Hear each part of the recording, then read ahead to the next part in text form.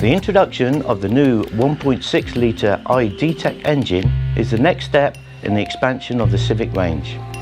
We're delighted and proud that it's going to be manufactured here at the European facility in Swindon in the UK.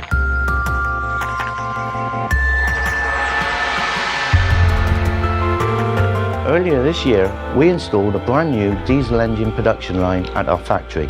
This underlines the importance for the new small diesel engine series of meeting our European sales plans.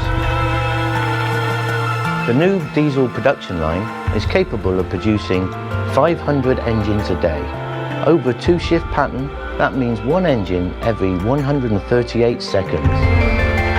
As well as producing the new 1.6 litre diesel engine, we'll also be producing the existing 2.2 litre diesel engine.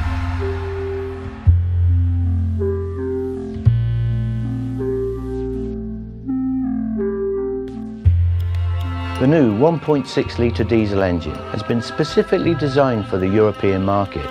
This will satisfy the growing demand from our customers for low CO2 emissions. So it only seems fitting to build an engine for Europe in Europe.